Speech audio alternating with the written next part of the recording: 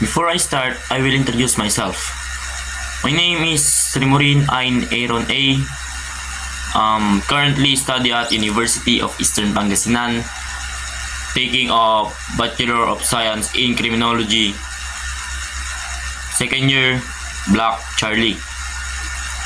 So, before I start, what is La Liga Pilipina? La Liga Pilipina, ito po yung isang organisasyon na binuo ni Dr. Jose Rizal. Ang pinagmulan ng katipunan ay makikita natin na galing pa sa grupo na ginawa ni Jose Rizal na La Liga Filipina. Ang La Liga Filipina po ay ginawa o binuo sa Tondo, Maynila noong July 3, 1892.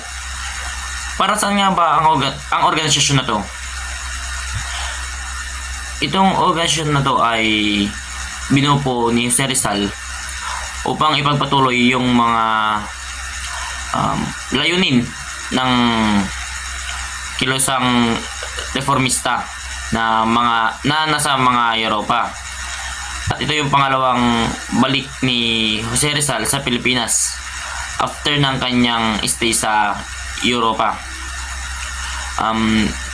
The purpose of La Liga Filipina ay tulungan yung mga kooperatiba, tulungan yung mga tao, bigyan ng scholarship, pondo para sa mga Filipinos, para tulungan din ito para maging isang responsableng mamayan at marespeto.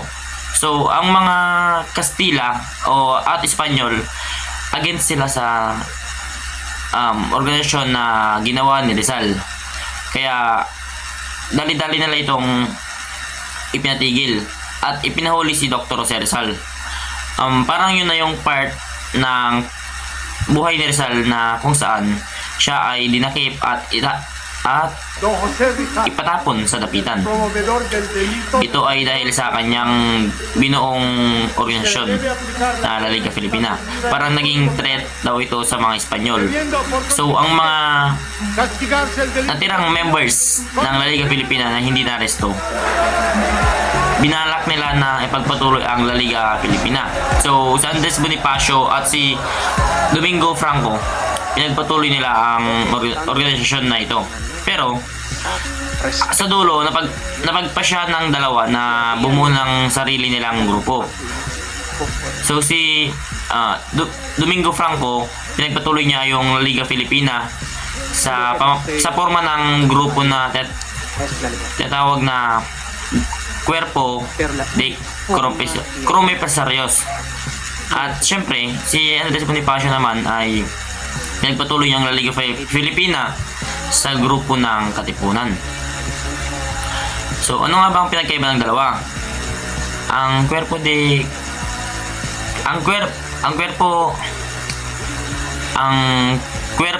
de Crompresarios ay pinagpatuloy yung gawain ng La Solidaridad, at habang ang Katipunan, ang layon nito ay mas radical.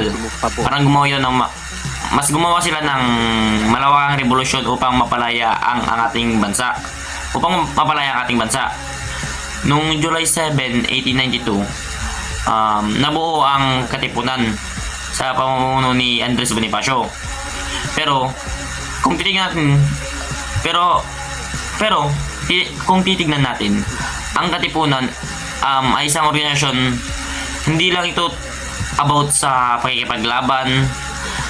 Mayroon din itong mga role, which is hindi lang puro digmaan upang mapalaya ang bansa. May mga sinusunod pa rin din sila pamantayan upang mas maging isang matatag na grupo. At ang nilalayon lang nila at hindi lang about sa pagpapalaya sa bansa ang kanilang mga layunin, kundi ituro sa mga Filipino ang pagkaroon ng mabuting asal, mabuting gawain. Ang tungkulin nilang tulungan ang mga mahirap at ipakalat ang mga turo at aral na galing kay Dr. Jose Rizal.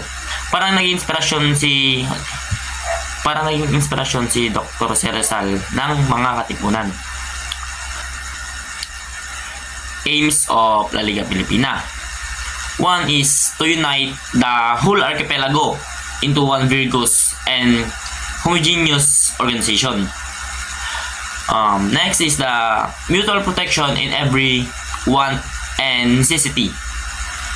3 is defense against all violence and injustice of the Katipunero. Parang syempre masyado nilang inaabuso yung kanilang powers, at ang mga Pilipino is wala ding kalaban-laban. Ayun ang aims ng La Liga Filipina. 4 is encouragement of instructions, agriculture, and commerce. Kaya ang sabi doon sa Katipunan kanina, hindi lang panay sa laban.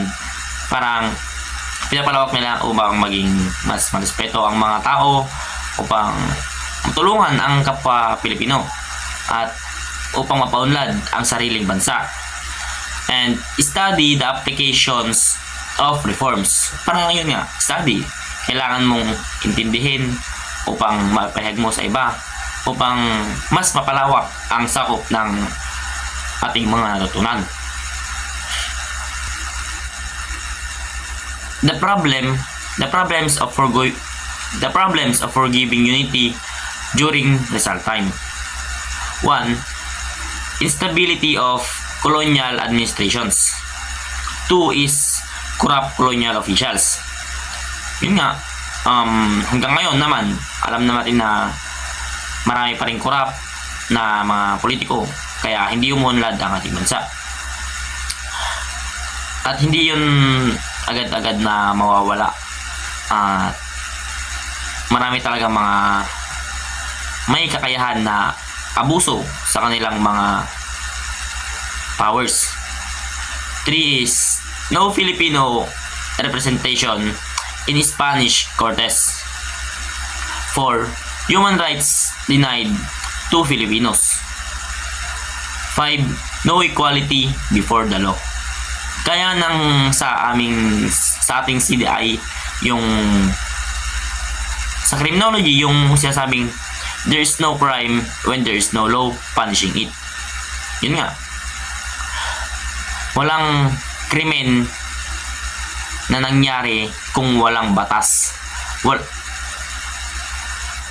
At 6 is maladis 6 is maladis 6 is maladis 6 is 6 maladis 3 mala number 6 is maladministrations. Number 6 is maladministration of justice. 7. Racial discrimination. 8. Freelocracy. 9. Forced labor. 10. Haciendas owned by the friars. 11 rather, the Guardia Civil. That is the problems of Rizal times. How the La Liga Filipina show Rizal practical leadership. So, dahil kay Rizal, napalaya ang ating bansa sa kanyang mga nagawang sa kanyang sulat, sa kanyang salita, talino. Gumawa siya ng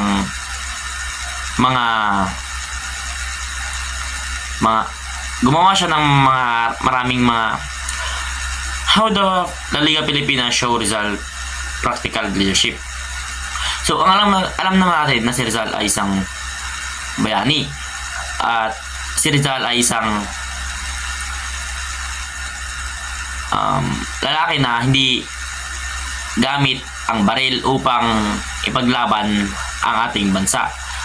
Ginamit niya ang kanyang talino, kamay, upang magsulat ng maraming mga nobela, at upang ito ay mapalaya ang ating bansa. You also need to use your own knowledge to protect the people. Not only the gun or weapons. You can use your own knowledge to protect people. And that's all. Thank you.